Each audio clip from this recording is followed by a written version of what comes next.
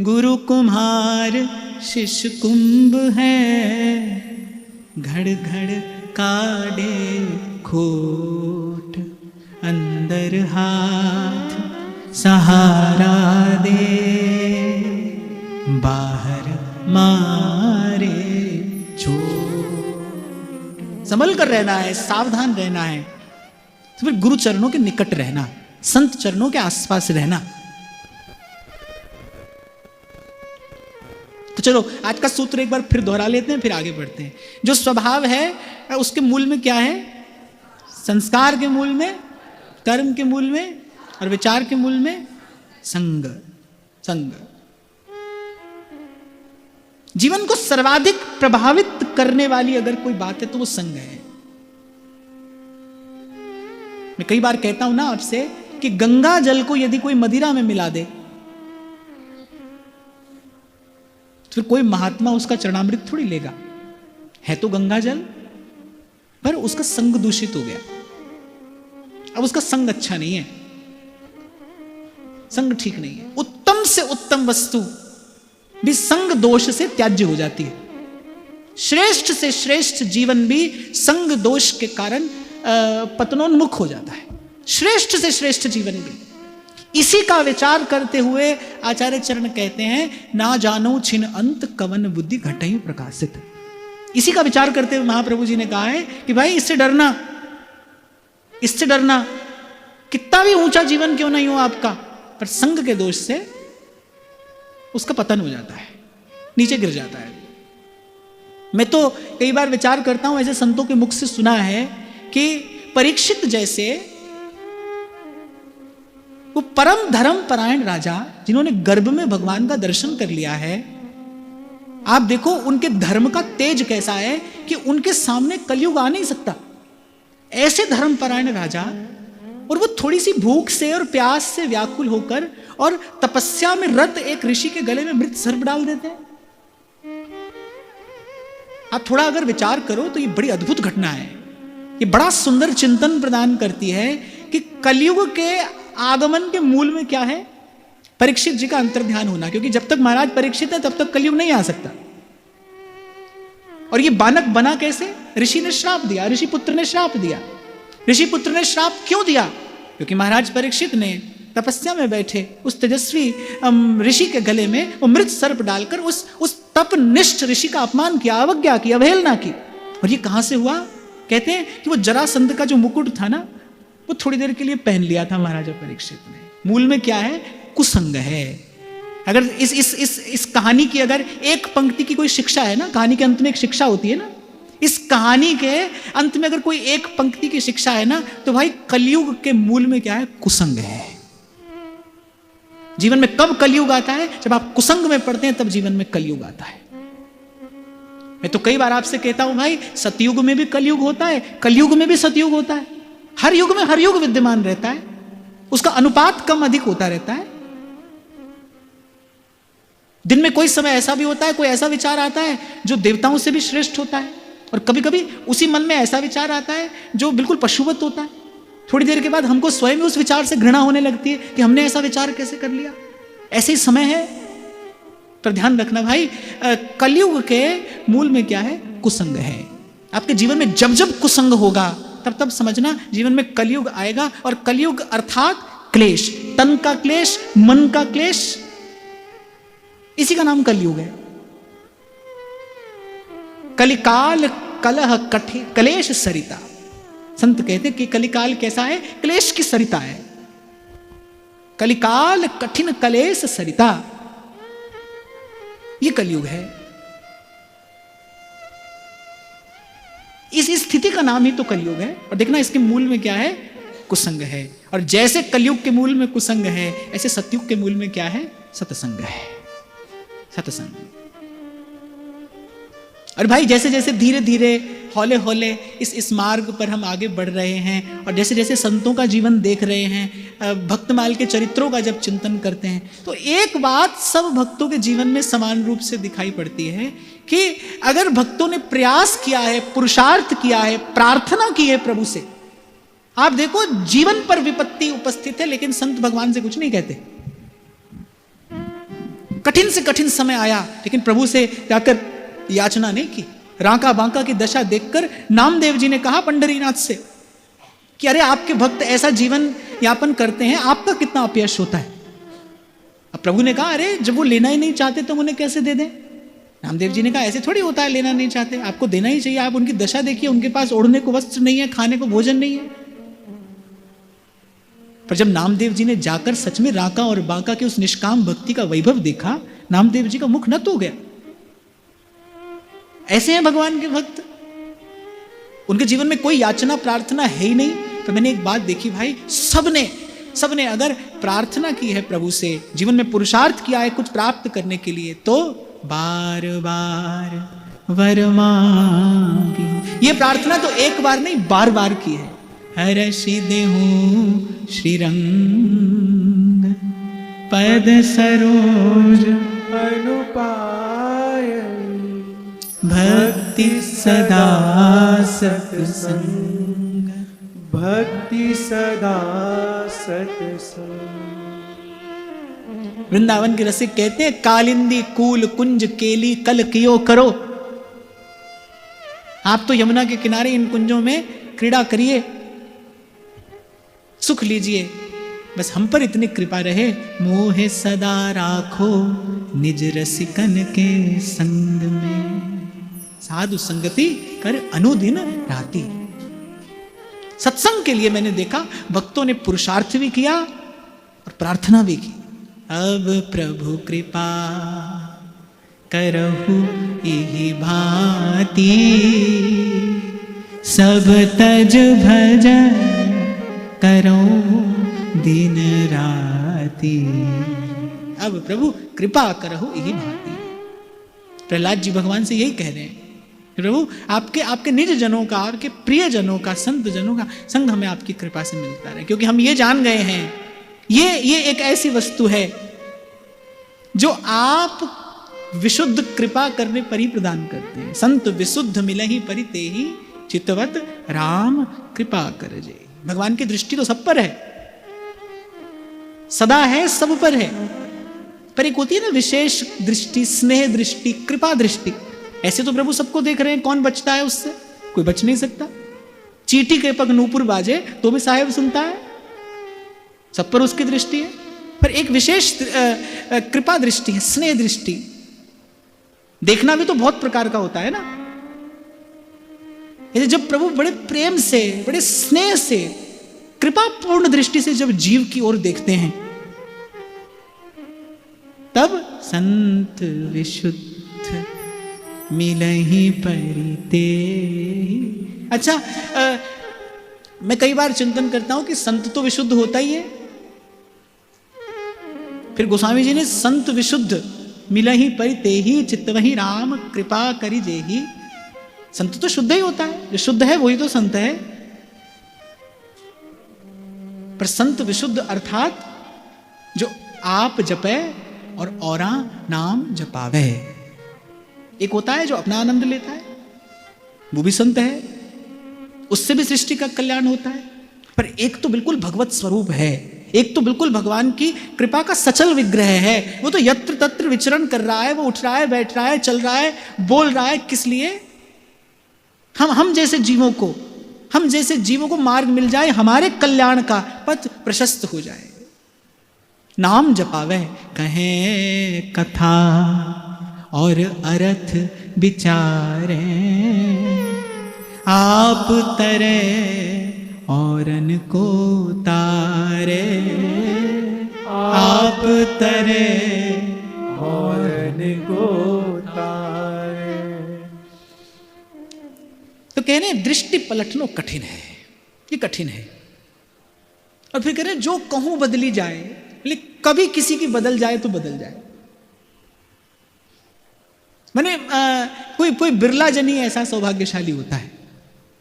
और कहने यदि होता भी है ऐसा तो फिर अपने साधन से नहीं होता है। श्री गुरु प्रताप पद पाए बन भजनई हाथ बिकाए। अगर होगा बोले गुरु के चरणों के प्रताप से ही होगा। पहली बात तो होगा नहीं, बड़ा दुर्लभ है ये। अंत तक भी, क्षमा करना, अंत तक भी वो जो स्वभाव है वो कहीं ना कहीं आपके भजन मार्ग में विक्षेप उपस्थित करता रहता है। आप देखो, आप भजन में बैठते हो, आप माला लेकर बैठते हो, ये मन यहाँ वहाँ जो उछल कूद करता है, इसके कारण में क्या है? हमारे संस्कार ही तो हैं। संस्कार जन्य विक्षेप ही तो इसे कहते हैं। और संस्कार के मूल में क्या है? कर्म। इसीलिए कर्म करने को सावधान। इसीलिए संत कह रहे हैं भाई करने में सावधान रहना। जो करोगे उसका संस्कार पड़ जाएगा और वो बड़ी दूर तक आपके साथ चलेगा, बड़ी देर तक आपके साथ रहेगा, वो बार बार आपके जीवन में विक्षेप बनकर आएगा। मैं तो आज तक अनुभव करता हूं भाई, 20 वर्ष पुरानी घटना वो विक्षेप बन के उपस्थित हो जाती है जब भजन साधन में आप और मैं बैठते हैं। 20 वर्ष पुरानी घटना, सहज में जिसका कभी चिंतन स्मरण नहीं होता, वो भजन के समय विक्षेप बनकर उपस्थित होती है। और एक और बात भाई, केवल इसी जन्म की पुरानी घटना नहीं, जन्म जन्म की पुरानी घटनाएं विक्षेप बनकर आती हैं। विक्षेप तन का रोग बनकर भी आ सकता है, विक्षेप मन का रोग बनकर भी आ सकता है, विक्षेप आदि भौतिक भी हो सकता है, विक्षेप आदि दैविक भी हो सकता है। अब एक व्यक्ति मान लो बहुत दरिद्र है, तो ये पूर्वकृत कर्म का ही तो परिणाम है। माने उसने कभी बांटा नहीं, उसने छीना है, उसने झपटा है, उसने केवल बटोरा है, उसने बांटा नहीं। ध्यान देना भाई, देना ही प्रकृति है, ना देना तो विकृति है। आप प्रकृति को देखो, प्रकृति दे रही है और बिना पूछे देती है, बिना भेदभाव के देती है, देती ही है। देना प्रकृति है, न देना विकृति है। यदि आप नहीं देते तो बहुत बड़ा विकार है जीवन का, इसका परिणाम आएगा। तो जो आज दरिद्र है, अर्थात उसने छीना झपटा है, उसने किसी को दिया नहीं, तो दरिद्रता क्या है? ये आदि दैविक विक्षेप है। दरिद्रता क्या है? ये आदि दैविक विक्षेप है। बड़ा दुख है, ये जीवन का बड़ा दुख है, ये बड़ी पीड़ा है। इसके कारण मन में एक सतत पीड़ा सदाई बनी रहती है। आप देखो, कभी कभी छोटा सा बालक मां के गर्भ से जन्म ले रहा है, लेकिन रोगी ही जन्म ले रहा है। ये क्या है? ये पूर्वकृत कर्म का ही तो परिणाम है। नन्हे से बालक ने क्या अहित कर लिया किसी का? ये पूर्वकृत कर्म का ही तो परिणाम है। वो रोग आजीवन विक्षेप बनकर रहेगा। इसलिए संत सावधान करते हैं, भाई करने में सावधान रहिए। कर्म का बीज निष्फल नहीं जाता। जो बीज आपने डाला है फिर वो फलीभूत होगा। जो जस करहि सो तस फल चाखा। इसलिए कर्म करने में सावधान रहना भाई।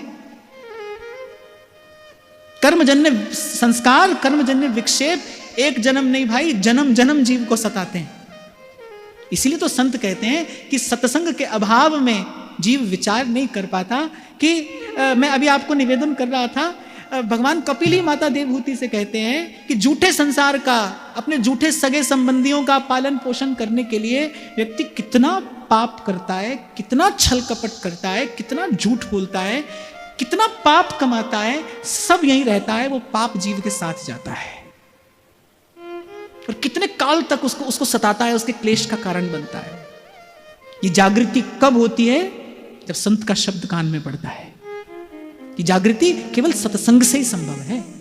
इसीलिए मैंने आपको सरल से शब्दों में निवेदन किया, भाई यदि सावधान रहना है तो फिर सत्संग में रहना। सत्संग ही सावधान रख सकता है आपको। ये कोई कथा कहानी नहीं है, ये तो आत्म जागरण की विधा है। सत्संग क्या है? ये तो आत्म जागरण की विधा है। सोए मन को जगाने की विधि है, सोए विवेक को जगाने की विधि है। और पूर्व मैंने आपको एक और बात भी कही थी, भाई विवेक जागा, पर ध्यान रखना फिर भी सो सकता है। वो जागे और जागा रहे। इसलिए गहरी नदिया नाव पुरानी, गहरी नदिया नाव पुरानी। अब विचार करो, नदियां गहरी हो, नाव पुरानी हो, फिर तो भाई जब तक आप सुरक्षित दूसरे किनारे पहुंच ना जाओ तब तक कोई विश्वास नहीं है। तब तक क्या भरोसा? नदियां गहरी है, नाव पुरानी है, कहां भंवर पड़े और नैया डोल जाए।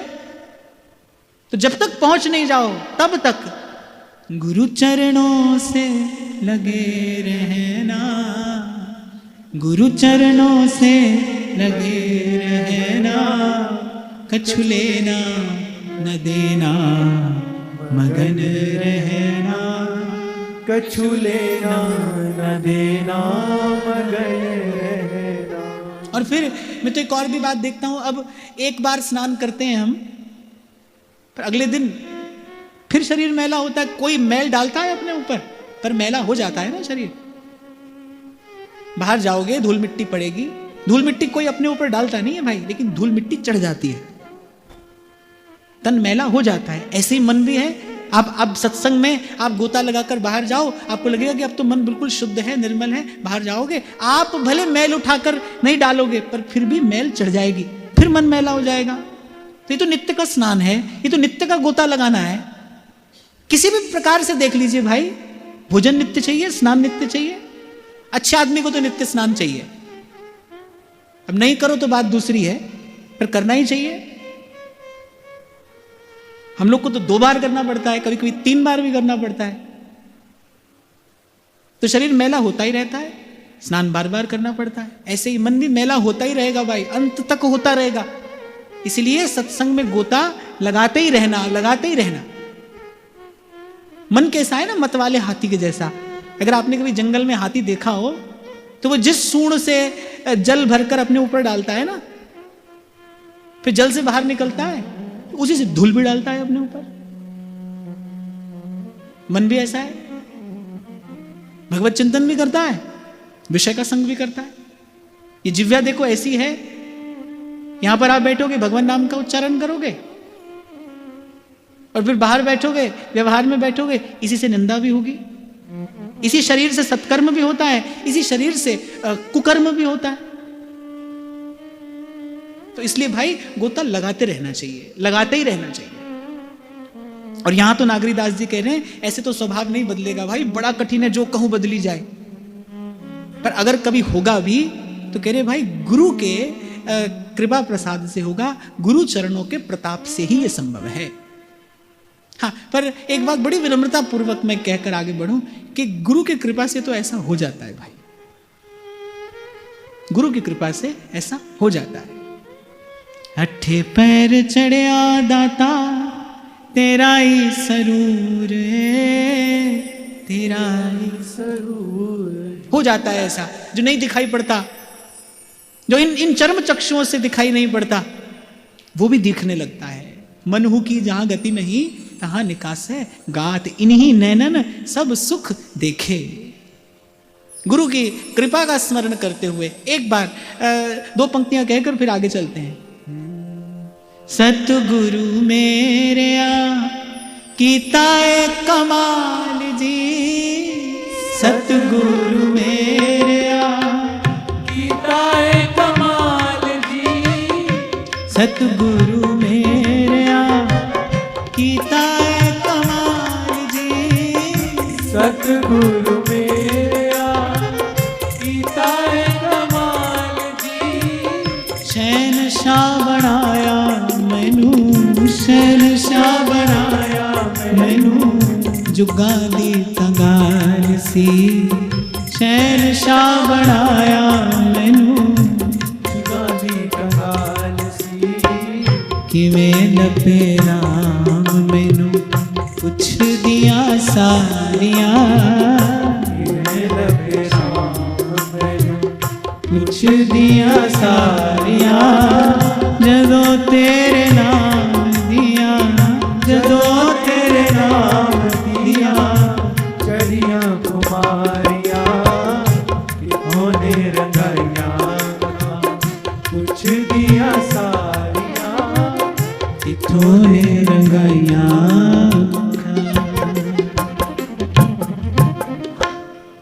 तो गुरु की कृपा से ऐसा कमाल होता है।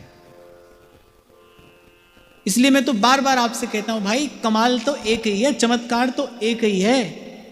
जीव भजन करने लगे यही चमत्कार है, बाकी कोई चमत्कार नहीं। बाकी तो मदारी का खेल है भाई। मैं कहता हूं ना आपसे,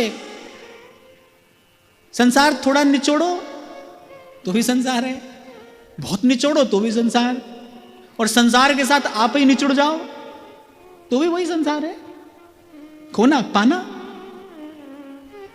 हानि लाभ, जीवन मरण, जस अपजस, इसी का नाम संसार है। थोड़ी मेहनत करो तो भी यही मिलेगा। अभी कहां का न्याय है बताओ? थोड़ी बुद्धि लगाओ, आप बड़े बुद्धिमान बनते हो। एक बार बुद्धिमानी से विचार करो, ये कहाँ का न्याय है? थोड़ा परिश्रम करने वाले को भी संसार मिल रहा है, बहुत परिश्रम करने वाले को भी संसार मिल रहा है, और जो संसार के लिए मर ही गया उसको भी अंत में संसार ही मिला। ये कहाँ का न्याय है? पर संसार में ऐसा ही अन्याय है भाई, यहां तो ऐसा ही अन्याय है। तो बाकी तो सब मदारी का खेल है। लाखों लाखों आदमियों की भीड़ मिलेगी आपको वहां जहां मनोकामना पूर्ण होने का दावा किया जा रहा है। लाखों लाखों आदमी मिलेंगे, और जब कभी उस ओर दृष्टि चली जाए तो मन बड़ा धन्यवाद करता है कि प्रभु आपने हमें अपने चरणों की शीतल छांव में बिठा लिया। कोई विशेष बात नहीं है भाई हम में, हम भी वहीं भटक रहे होते।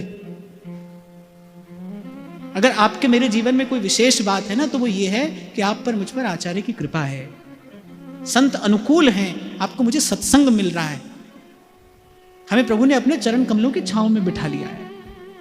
नहीं तो मैंने अभी आपसे कहा ना, संसार में क्या है? तो क्लेश ही क्लेश है, केवल क्लेश। थोड़ा कर लो तो भी वही, बहुत कर लो तो भी, कहीं करते करते मर जाओ तो भी वही।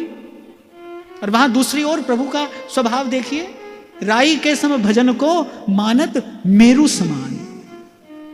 उस राजसूय यज्ञ में कहते जैसे भगवान की उंगली पर वो रक्त का कण देखा ना द्रौपदी ने, वो उनको कुछ और विचार ही नहीं हुआ। वो जो मंगल कार्य में पहना जाने वाला वस्त्र उन्होंने पहना था, उसी को तत्काल चीर कर और प्रभु की उंगली पर बांध दिया। श्री ठाकुर जी ने कहा, अरे कृष्णा ये क्या किया? ये तो सौभाग्य सूचक वस्त्र है।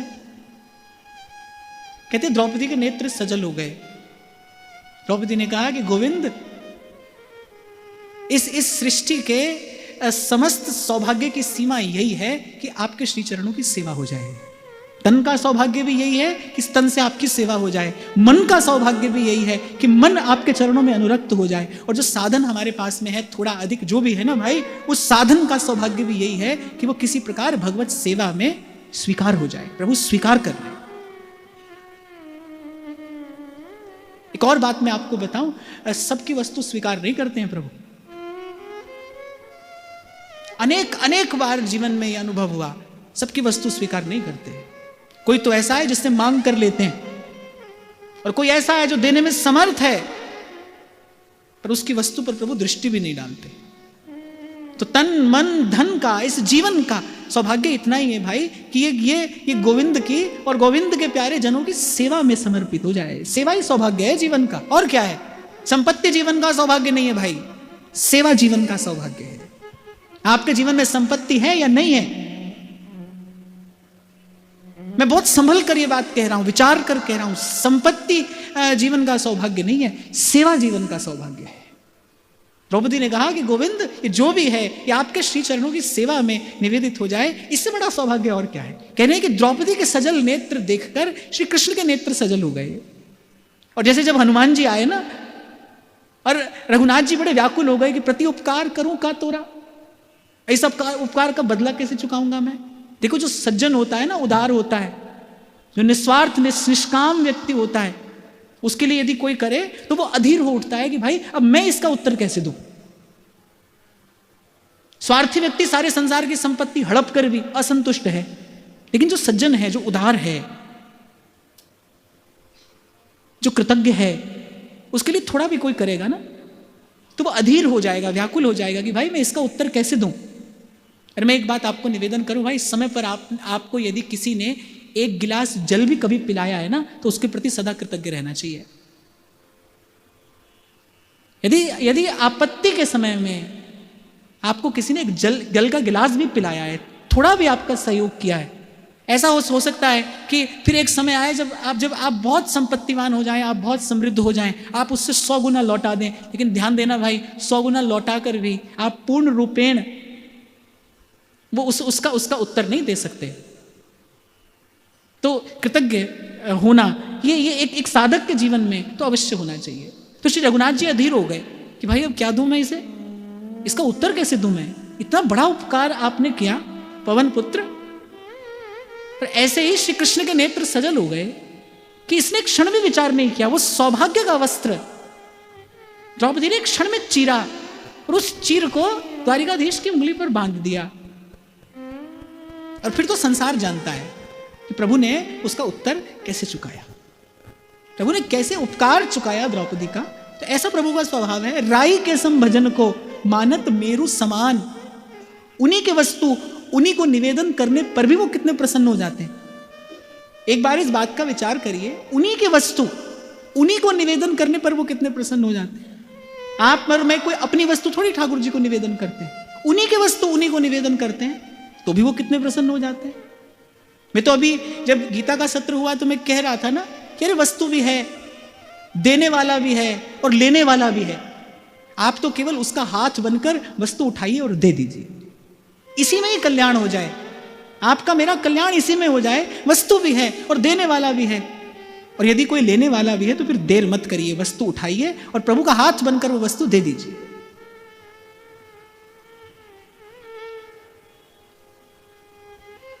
तो मैं तो ये खैर आपसे कह रहा था कि भाई और सब चमत्कार चमत्कार नहीं है, वो तो सब नाटक है।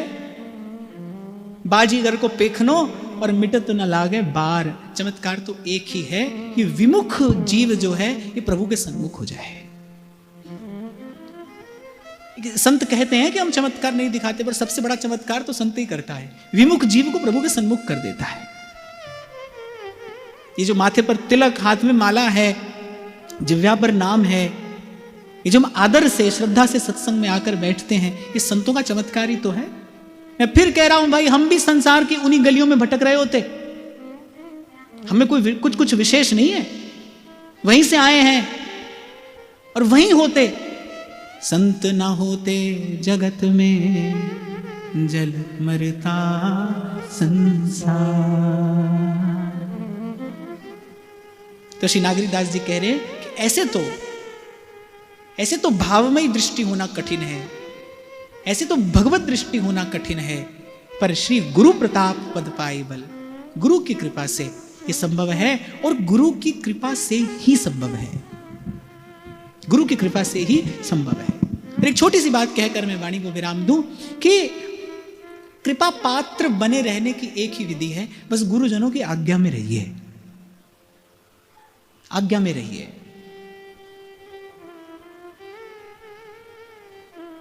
गोस्वामी जी तो मानस में कह रहे आज्ञा समन सुसाहिब सेवा। कह रहे सबसे बड़ी सेवा क्या है? बोले गुरु की आज्ञा का पालन करना, ये गुरु की सबसे बड़ी सेवा है। आज्ञा समन सुसाहिब सेवा। आपको स्मरण हो, गत सत्र में मैंने आपको बहुत विस्तार से निवेदन किया था, भाई संत की सेवा क्या है? भजन करना है संत की सबसे बड़ी सेवा है। गुरु की सेवा क्या है? आप अपना जीवन निर्माण करिए कि गुरु की सबसे बड़ी सेवा है।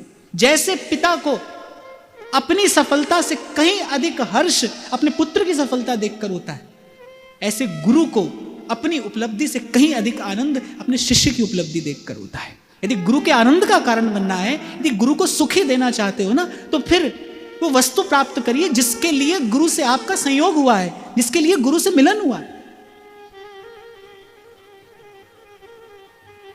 इसीलिए मैंने आपको निवेदन किया था, आज मैं फिर कह रहा हूं, भाई आपका मेरे प्रति आदर है, उसके लिए मैं कृतज्ञ भी हूं और प्रभु से प्रार्थना भी करता हूं, पर ध्यान रखना भाई, मेरी आज्ञा तो यही है कि दृढ़ता पूर्वक आचार्य के चरणों को पकड़ना। आचार्यों ने हमें जो आज्ञा दी है, हमको अपना जीवन उन्हीं की आज्ञा को निवेदन करना है। आज्ञा समना सुसाहिब सेवा, इस सूत्र स्मरण रहे। गुरु की आज्ञा का पालन करना ही गुरु की सर्वोपरि सेवा है, सर्वश्रेष्ठ सेवा है। और सेवा करने वाले को तो मेवा मिलता ही है भाई, अवश्य मिलता है। तो आज की वार्ता श्री जी के चरणों में निवेदन करते हैं, महाराज श्री के चरणों में प्रणाम। आप सबके हृदयस्थ हित प्रभु को, भाव प्रभु को नमन।